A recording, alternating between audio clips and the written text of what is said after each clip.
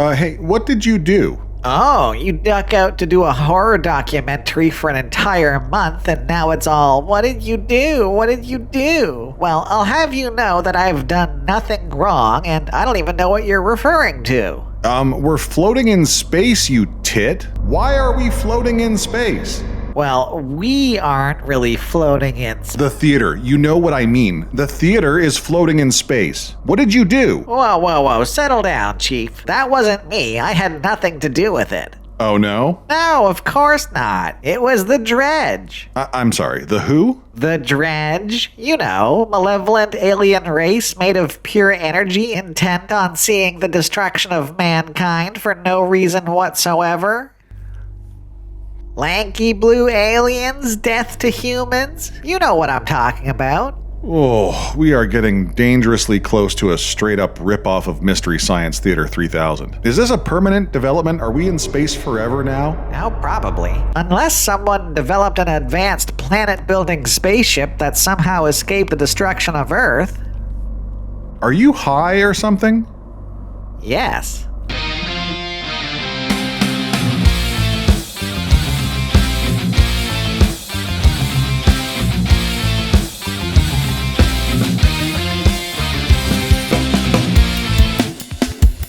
Humanity depends on you finding it. Me? Whoa, me? No. I'm not tech. Listen, there must be someone better. Oh, hi there. My name is Prostetnic Vogon Jeffs, and in this video, I'm talking about Titan A.E. It's an animated post-apocalyptic sci-fi action film directed by Don Bluth and Gary Goldman. Goldman, not Oldman. Gary Goldman. These two guys, in case you aren't familiar with their names, are responsible for animated classics like The Secret of Nim, An American Tale, The Land Before Time, All Dogs Go to Heaven, and Anastasia. And it's funny, as I was rewatching this movie, I kept thinking, man, something about this is reminding me of Dragon's Lair. Well, sure enough, Don and Gary were behind that classic gaming gem as well. Both worked for Disney in the 70s before defecting near the end of the decade to form Don Bluth Productions. Yes, this is all very fascinating. For a good chunk of the 80s, Don and Gary found great success with the aforementioned films. Unfortunately, things didn't go quite their way in the late 80s, early 90s, and they wouldn't see success again until the 1997 release of Anastasia. Released as the first film for Fox Animation Studios, Anastasia received positive reviews and generated $140 million off of a $53 million budget. It was followed up by the completely forgettable and straight-to-video spin-off Bartok the Magnificent and the studio-killing flop Titan A.E. Starring Matt Damon, Bill Pullman, John Leguizamo, Nathan Lane, Janine Garofalo, Drew Barrymore, Ron Perlman, Jim Brewer, and Tone Loc,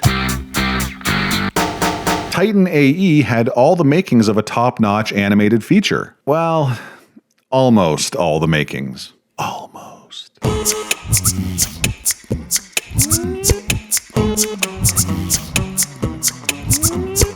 Our story begins on Earth in the year 3028 AD, when the Dredge, a race of aliens made of pure energy, attacked the planet and forced the human race to evacuate into space. Professor Sam Tucker, a high-ranking individual, puts his son in the care of Tone Loc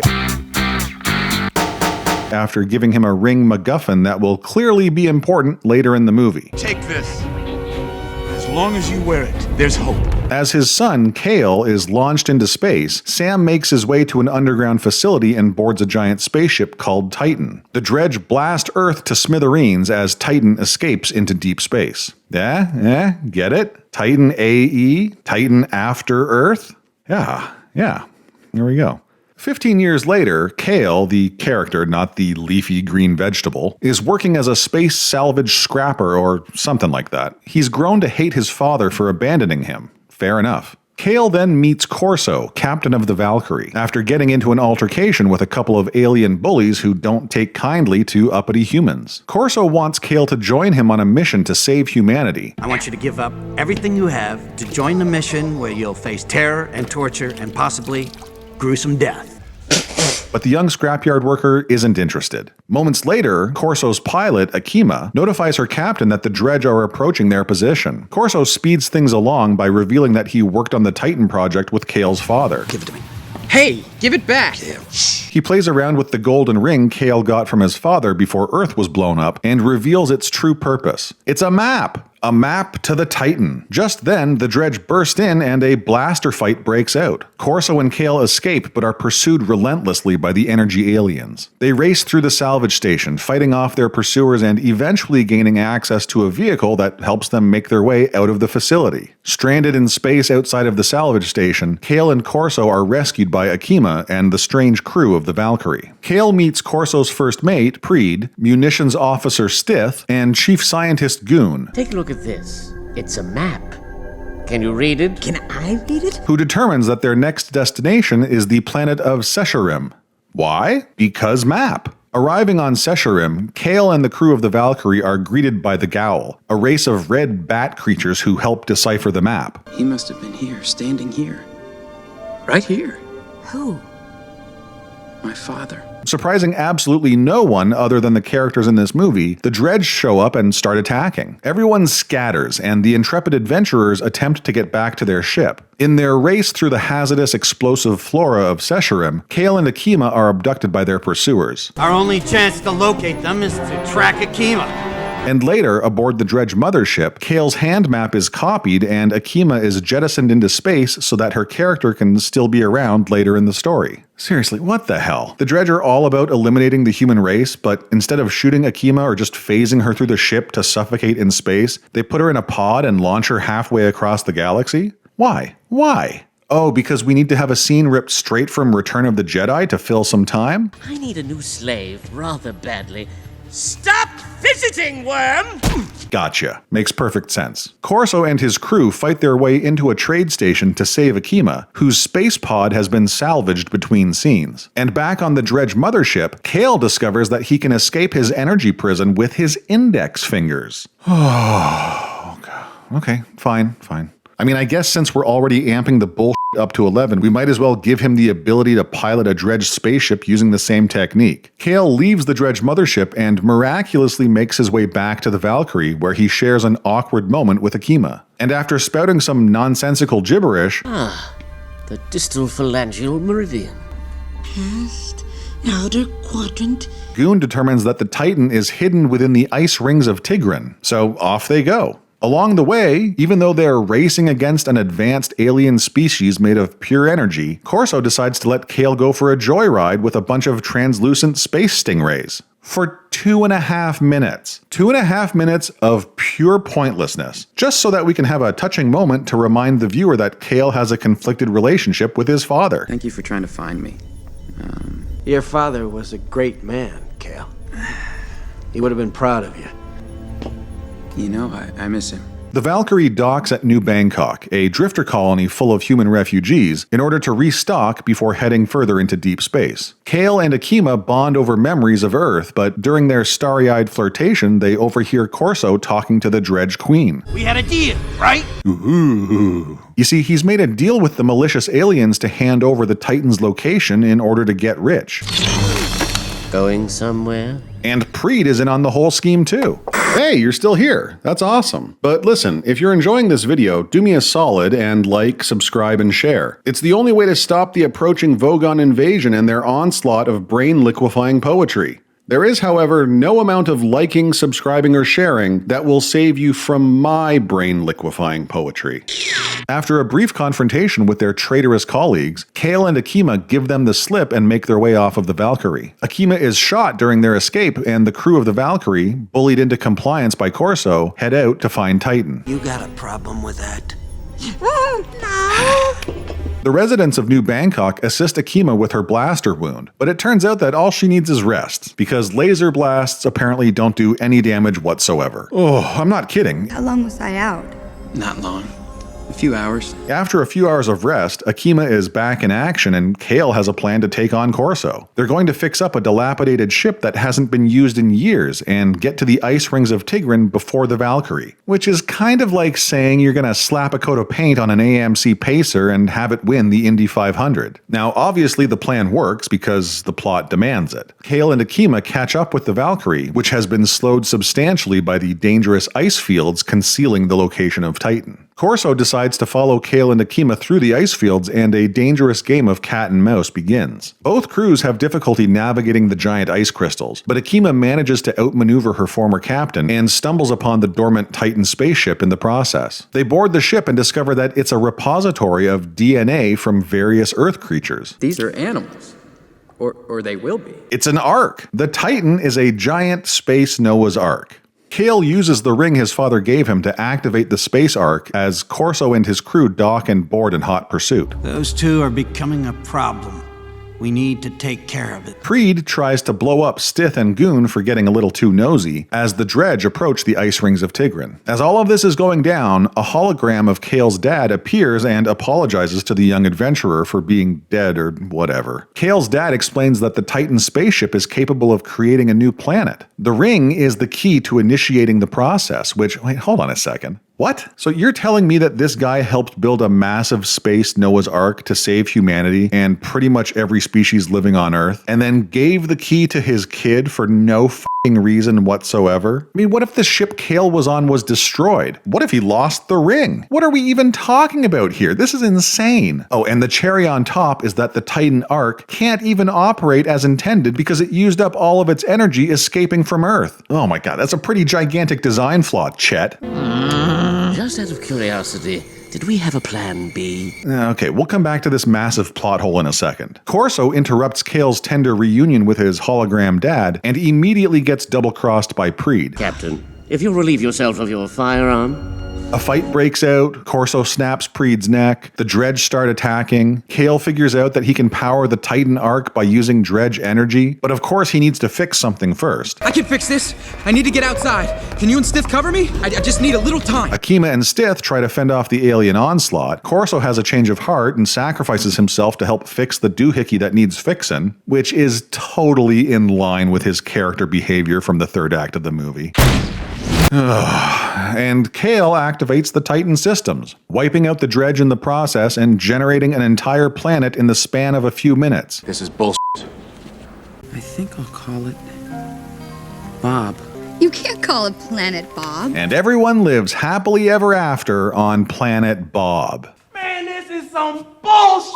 So to summarize, a bunch of people built an ark that would create a new planet in the event of Earth's destruction. Maybe they knew that the dredge were going to attack. Maybe it was just in case of a theoretical attack. It doesn't matter. Earth is destroyed and Titan escapes. But Titan only has enough energy to make it to its destination. It can't perform its primary function when it gets there. Most advanced ship in the universe. It requires a massive amount of energy to save humanity and the creatures of Earth. Also, the key to unlocking this function is given to the kid of one of the, engineers, in hopes that someday he would find an unintuitive map within it and make his way to the Titan, where he would activate a system that can't do anything without a metric ton of energy. But luckily, said kid is being pursued by an evil alien race that just so happens to be made of said metric ton of energy. That's what we're being asked to swallow here, right? I just want to make sure I'm getting this straight. I really want to like Titan A.E. I don't understand. Why? I really want to like Titan A.E. You're not allowed. I really want to like Titan A.E. Not much chance of that. Sorry, I thought that if I said it enough, I would like this movie. But I don't. I'm sorry, I don't like it. I appreciate it. Doesn't that mean anything to you? There are absolutely aspects of this movie that I like. However, taken as a whole, I can only recommend it with some massive caveats. First and foremost, you can't care about a logical plot. The story in Titan A.E. is absolute nonsense, and a lot of folks will be alright with that because it's a kids movie or it's an animated movie, and they don't hold those kinds of films to the same standards as live-action flicks. Personally, I think that's absolute bullshit. I don't think cartoons or children's programming should be given a pass because of their format or target audience. I'm not asking that much. I think that's a lazy excuse for creating subpar content. But if you're not someone who is concerned with plot in your movie-going experience, you can still enjoy the adventure of it all. Secondly, you can't care about consistency. During the production of Titan A.E., Fox Animation Studios had several cutbacks that led to the outsourcing of most of the animation. Multiple independent studios were contracted started to handle different parts of the movie, which was already an amalgamation of traditional and computer-generated animation. This led to a film that, artistically, feels incredibly disjointed and inconsistent. Now don't get me wrong, this is actually one of the things I appreciate about the film. I like the fact that it feels incredibly unique. I appreciate the attempt at merging art styles. There are some scenes in this movie that are absolutely stunning because of it. However, there are also a lot of scenes that look like complete dog shit too. This is not a movie with the polish of a 20th century Disney movie. This is a movie that screams troubled independent production. Some people will dig that, some people will not. This same inconsistency also applies to the character designs and voiceover work. It's a mixed bag of awesome and awful. The movie oscillates between inspired and derivative at a dizzying pace. And it turns out Drew Barrymore is not only a bad live-action actor, she's also a bad voiceover actor. What a shock. And don't even get me started on the soundtrack. Ugh. Instead of a traditional score, Titan A.E. is jam-packed with a soundtrack of ill-fitting and utterly forgettable tunes. The disposable B-sides of moderately successful one-hit wonders of the late 90s. Some of the songs aren't terrible, but none of them feel like they belong in this movie. I mean, if I judge this movie by the same metrics as live-action flicks, it just doesn't fare very well. No.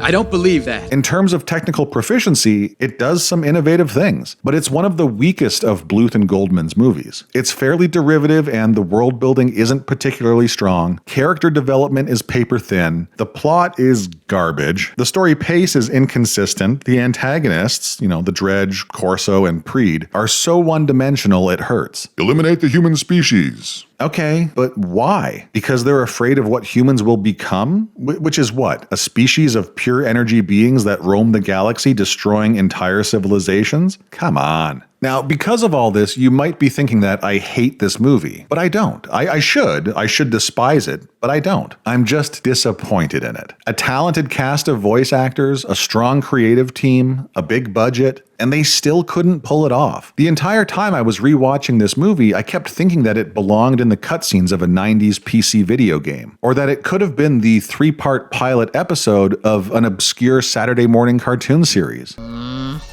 You may be right. There's something about this movie that is still kind of compelling. I'm not sure if it's nostalgia or just a vague mental image of what it could have been. Maybe it's the animated style that reminds me of films I grew up with in the 80s. I don't know. On an emotional level, I have the feels for this movie. On a critical level, I think it's...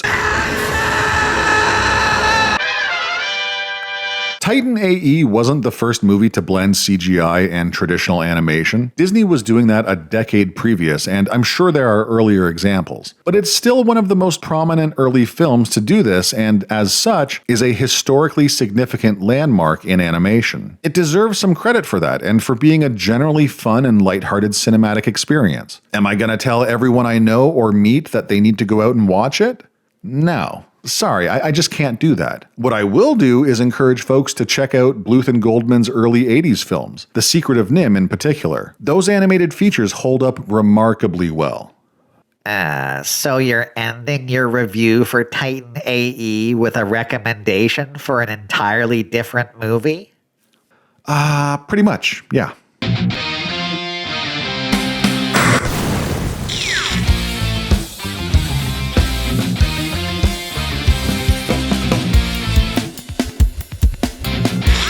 Lead on, adventurer. Your quest awaits.